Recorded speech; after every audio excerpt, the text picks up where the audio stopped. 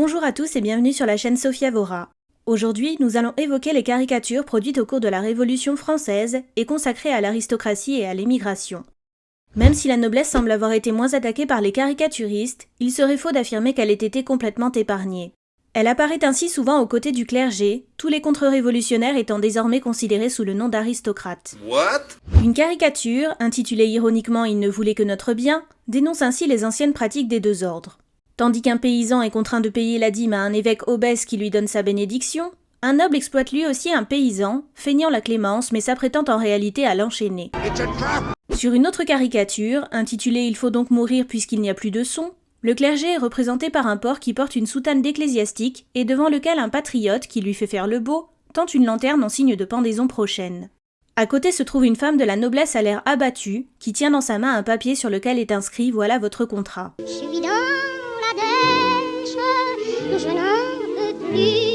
On trouve également une caricature scatologique montrant une scène fictive qui se déroulerait dans la rue de la Liberté, à côté du cul-de-sac des aristocrates. Devant une enseigne portant le nom de la lanterne redoutable et proposant des biens du clergé à la vente, un paysan hilar qui porte la cocarde et incarne le peuple applaudit une scène tout à fait inédite. Face à lui se trouve en effet un garde national, occupé à déféquer sur un noble et un ecclésiastique, auparavant jetés dans les égouts. Je suis pas venue ici pour souffrir, ok? En 1790, une série elle aussi scatologique paraît, le graveur imaginant différents types d'aristocrates, tous représentés en train de faire leurs besoins sur des toilettes. Chaque caricature offre un petit jeu de mots sur la thématique de la colique. On trouve ainsi le noble qui se plaint et s'écrie « Hélas, notre bon temps est passé, de chagrin j'en suis constipé », ou encore l'aristocrate qui, poignard à la main, se désespère de l'échec de ses complots contre-révolutionnaires en déclarant « Hélas, jusqu'à présent, je n'ai pu faire que du vent ». Faisant face à tous ces personnages, un démocrate est lui aussi représenté. Son but étant de les narguer, il s'exclame alors « Au même but que mes étrons, tous vos projets aboutiront ». Plus élaborée, cette caricature intitulée « L'aristocratie démasquée » représente un monstre hybride aux pieds fourchus, formé d'un abbé et d'une femme de la noblesse. Leur duplicité se traduit par leurs actes, la femme envoyant des baisers d'un côté pour attirer les proies, tandis que tous deux brandissent des poignards servant à découper les têtes de leurs victimes. Noué autour de leur corps, un serpent symbolisant la ruse vient renforcer le propos, tout comme la légende qui avertit le peuple en lui disant « Défiez-vous de ces caresses, ces 1000 bras armés sont prêts à nous frapper ». Comme on peut le voir, le terme aristocratie englobe généralement et indistinctement le clergé, la noblesse et tous ceux qui s'opposent au mouvement révolutionnaire en marche, auquel on promet alors le même sort funeste. En témoigne cette caricature, intitulée « Les aristocrates à Lanternopolis », sur laquelle on voit un membre du tiers-état descendre symboliquement les lanternes, afin qu'un abbé et un noble les heurtent de leur tête. Il s'agit là encore d'une référence au lieu parisien des exécutions, la légende faisant dire aux deux blessés « Peste soit des lanternes, elles feront notre perte ». Sur d'autres caricatures, on peut aussi voir différents types considérés comme appartenant à l'aristocratie. C'est le cas par exemple de l'officier aristocrate mettant l'épouse devant les patriotes français, ou encore du vieux maréchal aristocrate, effrayé de la bourrasque parisienne. Du côté des femmes, on trouve une caricature montrant l'orgueil d'une dame contrôlée par des membres du tiers-état.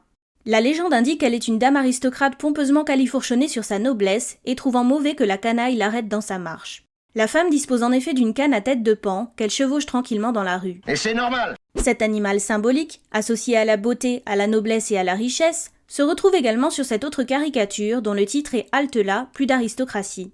Elle montre une jeune élégante chevauchant cette fois-ci un véritable paon, tandis que face à elle, un garde français muni d'une baïonnette l'empêche d'avancer. Qu'est-ce que tu regardes comme ça? Dans la même veine, une autre caricature montre une femme âgée qui, d'après le titre, est une dame aristocrate maudissant la Révolution.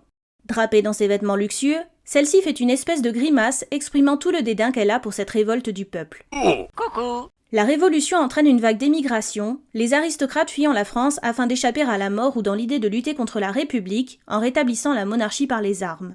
Environ 150 000 Français quittent donc volontairement le pays entre 1789 et 1800. Cette caricature montre ainsi un aristocrate amaigri par la perte de ses biens, qu'il a abandonné afin d'émigrer. Le titre, qui se joue de sa maigreur, lui fait donc dire comiquement que le vent l'emporte. De même que lui, un homme pour le moins squelettique, considéré comme un prêtre aristocrate, est représenté en train d'émigrer car il est réfractaire à la constitution civile du clergé et qu'il refuse de prêter serment.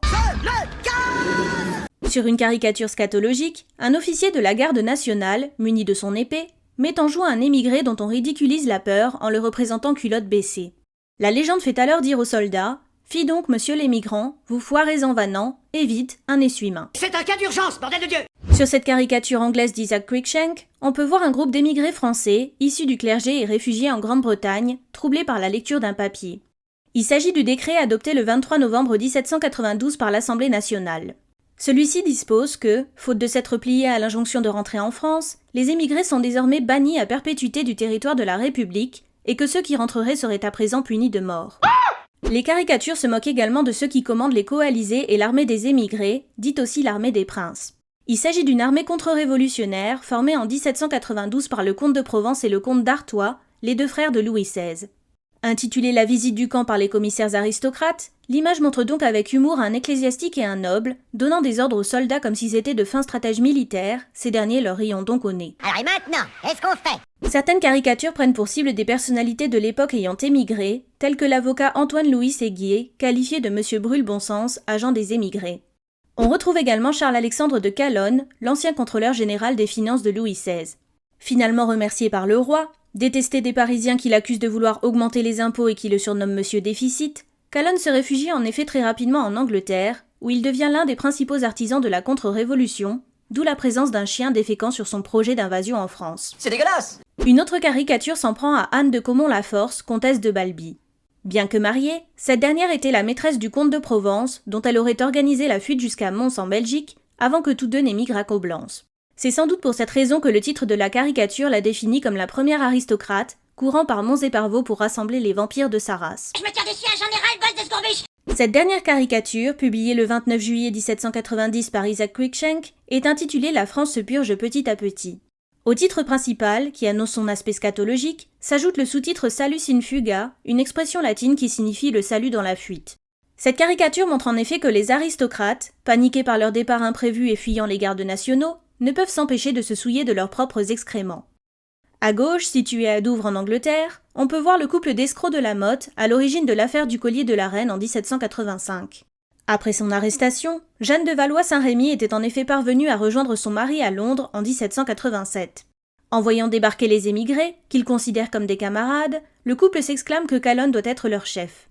Devant eux, Calonne répond comiquement « Vous pouvez désormais regarder derrière vous, les lâches et les fripons sont ici en sûreté, j'en réponds. » Ah non mais ne réfléchissez pas, je vous l'affirme.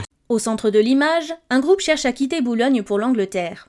On peut y voir le duc Anne-Charles Sigismond de Montmorency-Luxembourg, qui était lieutenant général des armées du roi, puis député de la noblesse, avant d'émigrer à Londres en juillet 1789. Sa femme et sa fille se trouvent auprès de lui, le conducteur de la barque les avertissant de ne pas déféquer sur son bateau, car on peut observer clairement les conséquences scatologiques de leur peur. Tu avoueras que c'est assez perturbant. À droite de l'estampe, un dernier groupe se presse de fuir vers la Suisse. On retrouve le baron de Breteuil, un proche de Louis XVI qui a été brièvement ministre. Son mandat n'ayant duré que 5 jours, le roi ayant été contraint de rappeler Necker, Breteuil émigre le 18 juillet en Allemagne puis en Suisse. À ses côtés, la duchesse Gabrielle de Polignac tire les cheveux de son mari Jules de Polignac. Cette amie et confidente de la reine, qui a quitté Versailles 2 jours après la prise de la Bastille pour rejoindre la Suisse, se demande où est Marie-Antoinette.